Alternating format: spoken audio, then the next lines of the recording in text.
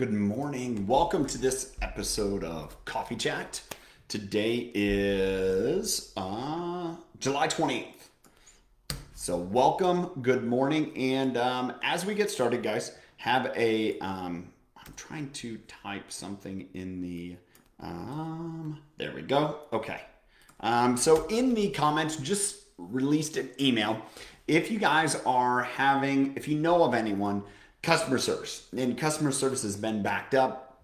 I know that there is, as you guys might have heard, customer service backed up because of the transition for Zija, and they do have a dedicated line. However, yesterday was the first day that a lot of those people got paid by Isagenix from their Zija business, and so that had some complications. So if you're still seeing lines, you're still seeing those waits, that's what's going on there. Just again, that transition plus all the new country. But one thing you can do, if you have, for example, and I fielded a few people yesterday to help Brittany take care of a coupon issue. Taylor, brought up to me that there's a couple products missing from a shipment. Obviously, any of the bag issues. If you guys have any of that stuff, this is what I recommend.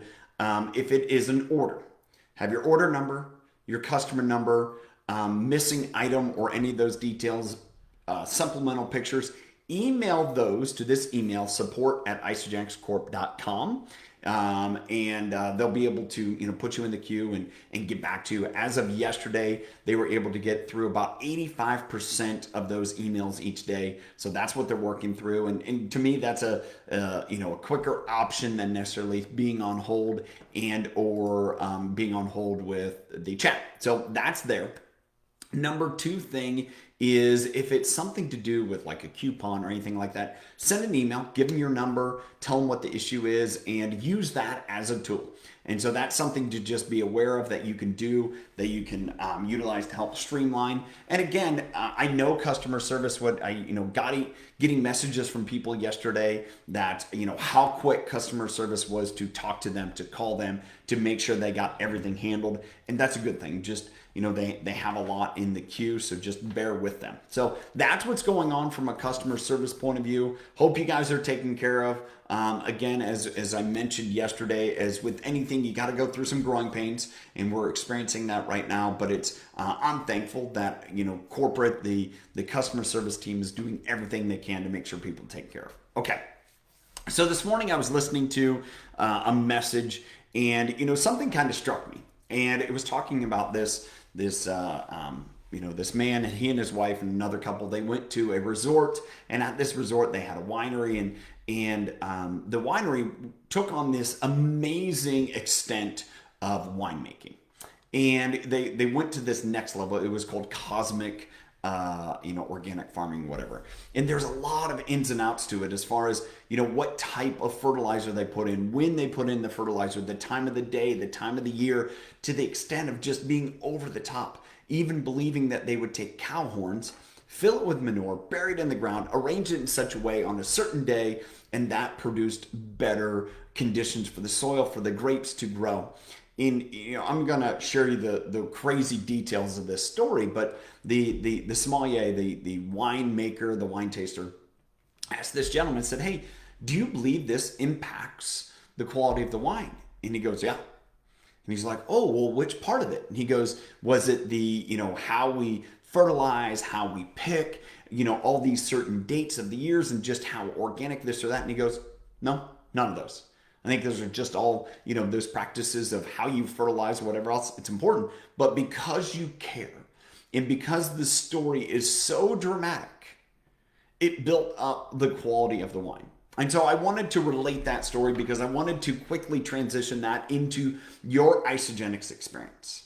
When you use a story to set the stage for what people are to expect, either from a business point of view or a product point of view, that's what then drives their expectations. If you set the story as, yeah, it tasted, but the results were great, what do you think's going to happen? Every time they taste something, they're like, "Oh, yeah, this is bad, but the results are great." But if you, set the stage where it's like, "You know what? I was so blown away, and this is the care, and this is, all the details of your personal story," and really developing to say, "You know what? Before Isagenix, I just was going through life. It was difficult. It was so hard. I was this and that. I would make meals for days. I just didn't know what to eat. But then this option came in my life and it was so much easier. And I had so much energy. I was bouncing off the walls. I felt like I had swallowed a rainbow. When you start to set the stage with those type of stories, when you tell that to people, what do you think they're going to think? They're going to think that. They're going to see and believe that story in themselves because that is the stage you have set.